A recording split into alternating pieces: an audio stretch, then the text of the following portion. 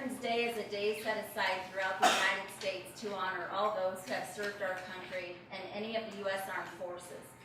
The United States military includes the Army, Navy, Air Force, Marines, Coast Guard, and National Guard. More than 20 million of our fellow citizens bear the distinction of veteran. America has faced challenges, often at a very high cost. The legacy of the American Armed Forces truly is extraordinary. They have kept the peace in violent regions. Above all, they have kept us free in the land we call home. Free to live as we see fit, free to work, worship, speak our minds, and choose our own leaders. All of this we owe to the men and women who have taken that oath to defend America. Gathered as we are today, we are only more sharply aware of the nation's debt to the members of the armed forces. They are constantly in our thoughts.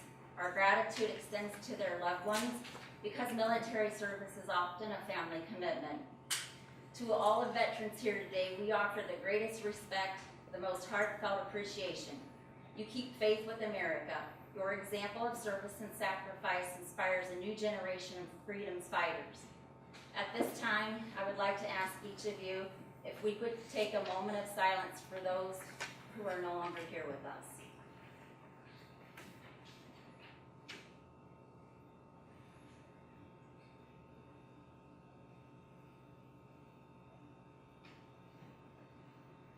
Thank you. At this time, I would like to introduce Dr. Jamie Orr. Dr. Orr is a veteran, and he is the Dean of the School of Criminal Justice and Social Sciences. I would also like to acknowledge his wife, Dr. Kathleen Orr. Kathleen, could you please stand? Their daughter is in the armed forces and serving our country. Thank you both.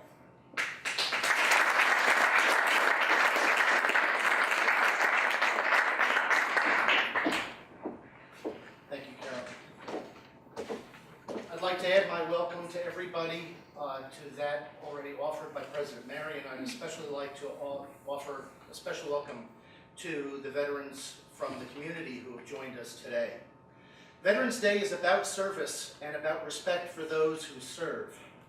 This past week I had the privilege to spend some time with almost 1,000 veterans and their families, veterans from World War II, Korea, Vietnam, Desert Storm, and the wars in Iraq and Afghanistan. It was humbling to listen to the stories of these men and women, to see the continued devotion that they have to each other, and to hear how their service changed them forever. Admiral Mike Mullen, the former chairman of the Joint Chiefs of Staff, has spoken of seeing a groundswell of goodwill across the nation for our veterans, something that has not always been the case, much to our sorrow. But Admiral Mullen emphasized, as have other flag and general officers, that more than goodwill is needed. Veterans of all our wars need our tangible support. There are over 2 million veterans of Iraq and Afghanistan wars, of which tens of thousands suffer from wounds both visible and invisible, who are unemployed and who need homes. And there are tens of thousands from our past wars who need continued support from the people of the nation that they served. These veterans need more than goodwill. Nowhere is this more the case than in Ohio. In 2011, the latest year for which data is available, there were approximately 10,000 active duty military personnel and 40,000 Guard and Reserve members in Ohio, 94,000 dependents, and a veteran population of nearly 900,000. It's little wonder that there are thousands of Ohioans who need services like the ones that the Grassbaugh Veterans Project will provide. Our speaker today, Jenna Grassbaugh, is a law student, a veteran of Iraq and Afghanistan, and a Gold Star wife whose amazing story of service and generosity is inspiring others across the country to donate to an initiative personal to her on many levels, the Captain Jonathan D. Grassbaugh Veterans Project. The project, which begins operations this fall, will pair veterans with law students who can assist in sorting through landlord-tenant disputes, foreclosures, default judgments, benefit struggles, and debt crises. Practicing attorneys will donate their time to supervise the students' work. Jenna donated $250,000 in seed money to start the project using insurance funds she received following the death of her husband, Captain Jonathan D. Grassbaugh, who was killed by a roadside bomb in Iraq on April 7th, 2007. She was a first-year law student at the College of William and Mary when her husband was killed in action. They had married only 10 months before. After his funeral, Jenna decided to withdraw from law school and become a military police officer. She deployed to Iraq herself in September 2008, where she was a platoon leader in charge of 40 soldiers. She is now a third-year student at the Ohio State University Moritz College of Law, will graduate this year, and will begin service as a member of the U.S. Army's Judge Advocate General's Corps. She is with us today to tell her story. So please join me in welcoming Jenna Grassbaugh, founder of the Grassbaugh Veterans Project, to Tiffin University.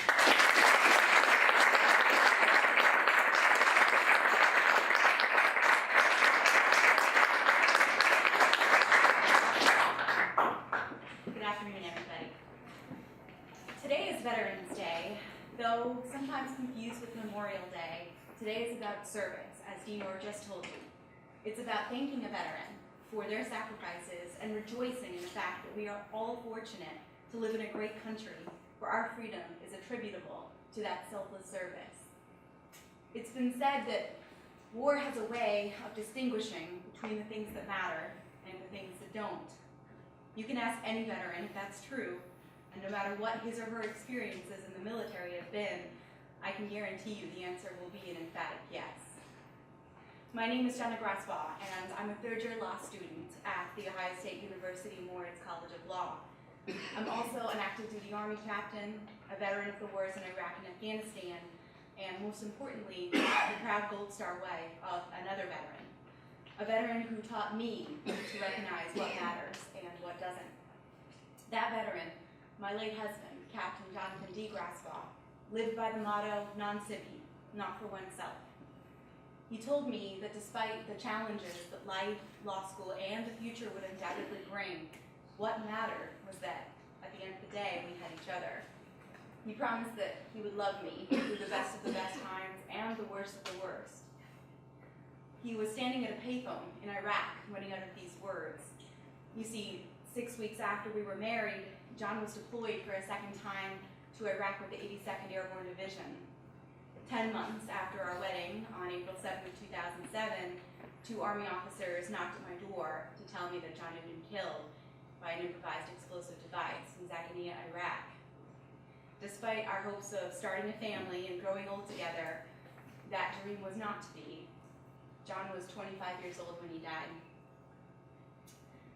During a trip home from Washington, D.C. last year, I was at Reagan National Airport for an early morning flight, and as usual, I had overpacked.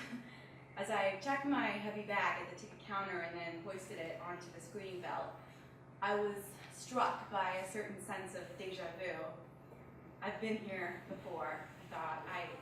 I feel like this all seems very familiar. It was in that moment that I remembered lifting a very similar bag up onto that same conveyor belt over 6 years ago as I prepared to leave DC after John's funeral. On that trip, I felt weighed down, both physically and emotionally. Leaving my husband's body behind was hard enough. Contemplating what on earth to do with the rest of my life was unimaginable.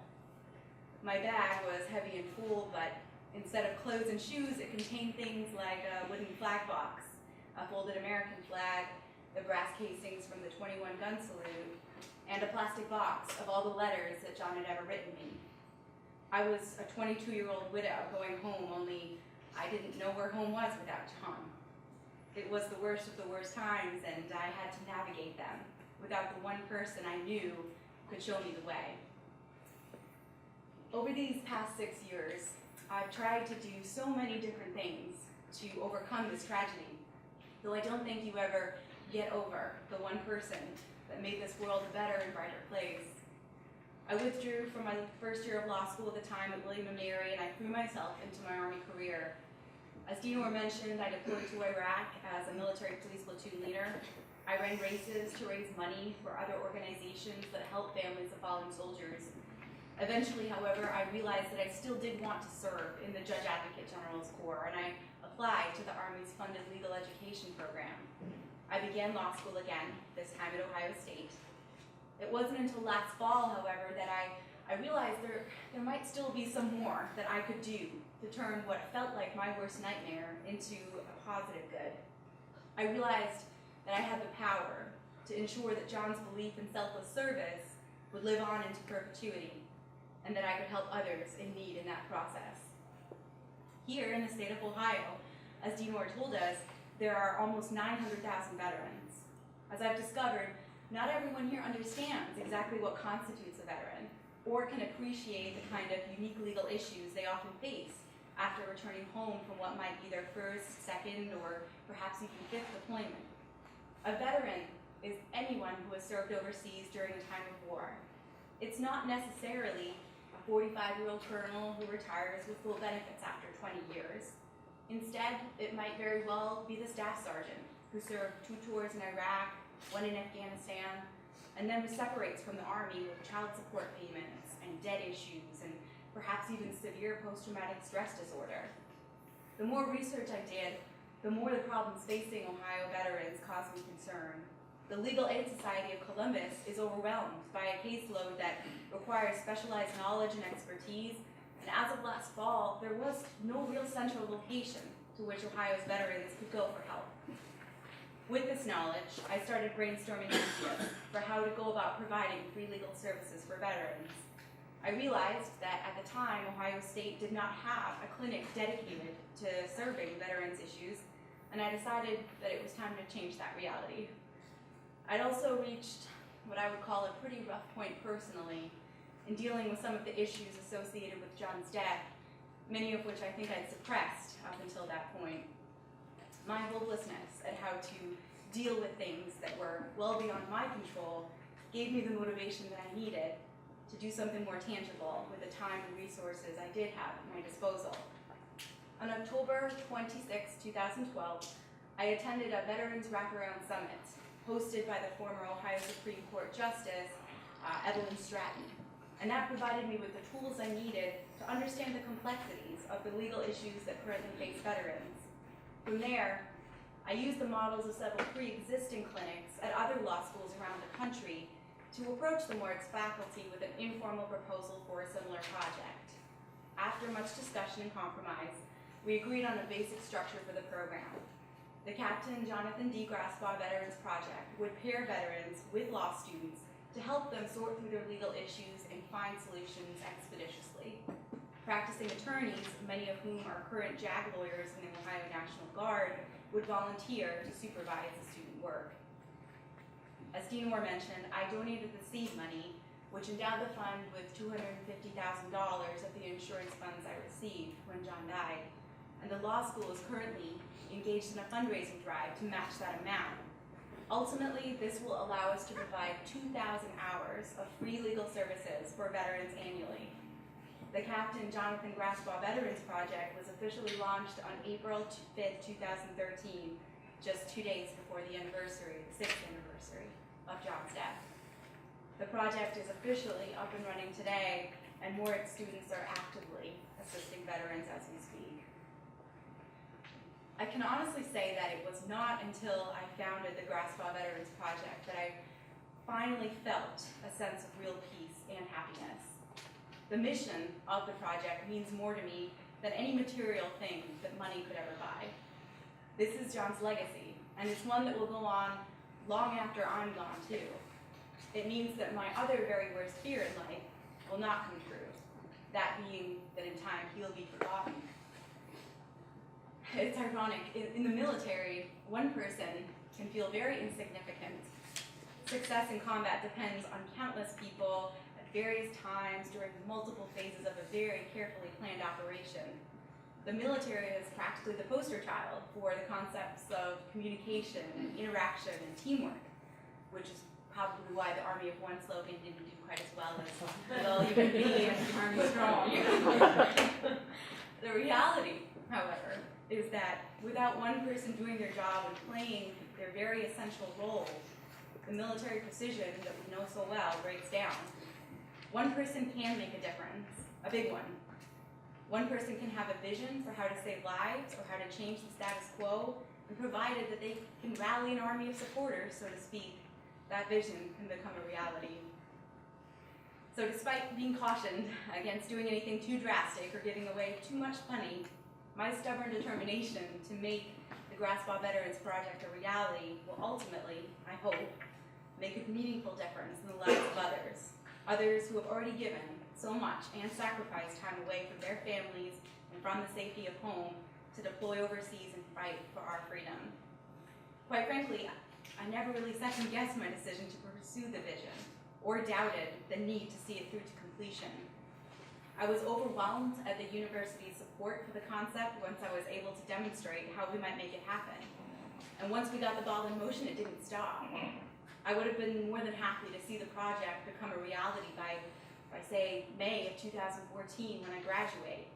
Instead, by the time I graduate, the project will have been up and running for an entire academic year, and law students will have helped to fight countless legal battles on behalf of veterans. It wasn't a miracle, and I didn't do anything extraordinary or superhuman. I simply did what I thought the right thing to do was at the time. This project is my attempt to identify and address veterans' legal issues at a time when we can still prevent the worst of the worst from befalling our nation's heroes. A couple of weeks ago, I returned to Washington, D.C., which is obviously a very bittersweet place for me, and I ran my 4th Army 10-miler race. The course winds through the entire city, past the Smithsonian Museums and the National Monuments, across Memorial Bridge via Arlington National Cemetery, and it ends back at the Pentagon where it began. I ran to raise money for Fisher House, which is the organization that recently came to the government's aid during the shutdown in providing funds to families of fallen soldiers to cover funeral expenses and travel costs. Later that weekend, I spoke at an event overlooking Arlington National Cemetery, where those who have served our nation with dignity and honor are laid to rest, including John. At Arlington, John rests among many heroes, all of whom believed in the importance of selfless service, and they gave their lives to that end. Each of these heroes represents just one person, but one person who meant the whole world to their loved ones and left a lasting impact during their all too short lifetime. President Abraham Lincoln once said that it's not the years in a life, it's the life in the years. John didn't have the luxury of many years, but he was one person who managed to do an awful lot and represented so many wonderful things. He was an Army Ranger, a patriot, leader, friend, loving husband. He made me a better person, and he still does. Today is about the kind of selfless service in which John and all the soldiers he served alongside believed wholeheartedly. The Grassbaugh Veterans Project seeks to honor that selflessness and sacrifice by helping those who return home from war to live better and happier lives.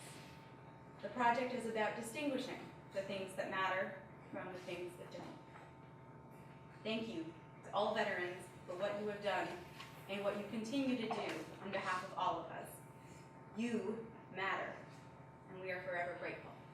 Thank you.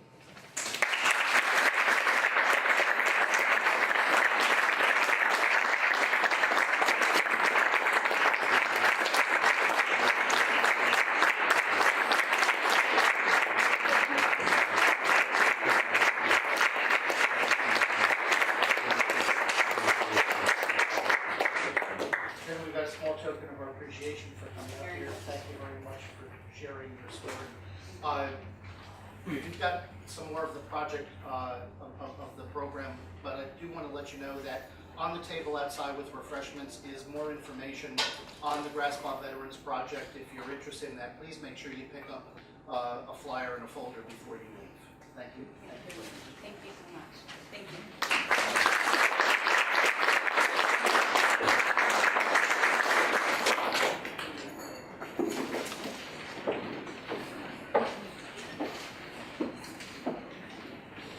Thank you so much, Captain Grassbaugh. At this time, I would like to introduce Mr. Tyler Todd and Mr. Michael Porter.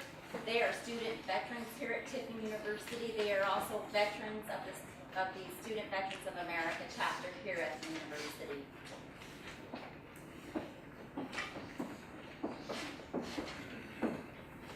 Good afternoon. I'm Michael Porter, the president of the Student Veterans Organization here at TU. As Carol said, we are a chapter of the Student Veterans of America. Tyler Todd is our vice president. He's in the back right there, wearing the same shirt as me. It's kind of weird. On behalf of the Student Veterans Organization, we would like to thank all the veterans that are here for your service throughout the years, and for those of you who continue to serve in the community, even though you're not still part of the armed forces. Captain Grassbaugh, thank you for all that you've done to support the veterans. As a veteran who served overseas as part of Operation Enduring Freedom, it means a lot. Luckily, I haven't had any issues, but I know some folks who have, and it's definitely beneficial to all the veterans that do have those issues. For those of you who didn't know that we had a veterans organization on campus, we started up last year. We officially became an organization on campus, and our mission is to bridge the gap between the veterans and the civilian students. So that way, when there's an older student in a classroom, a lot of the freshmen, sophomores, 18, 19-year-olds, they see this, late 20s, early 30s student, and they're wondering, why are they so delayed in their education? And for some of them, it's because they served in the military and active duty. Some of them with 2 or 3 tours in Iraq and/or Afghanistan. So when you see these students, don't be afraid to approach them and talk to them about their experience. A lot of them have a lot of knowledge of the outside world, and it could benefit you in your studies. Also, if you approach them, that might help them feel more comfortable in the classroom. And feeling comfortable in the classroom, as many of you know, makes education more efficient. You can learn more when you're comfortable in your setting. If you're not comfortable in your setting, you're not so much focused on what you need to be learning or what the professor is lecturing about, but you might be focused on some other issues or maybe some legal issues like Captain Grassbaugh was discussing. And not just with other student veterans, but also the other civilian students. Connect to your classmates, your peers. You can form a great network that way, and becoming friends with the veterans, I think, is a great opportunity for all of you to take advantage of. Learn more about the world, see things from a different perspective than what you might have learned in high school, and just take advantage of that.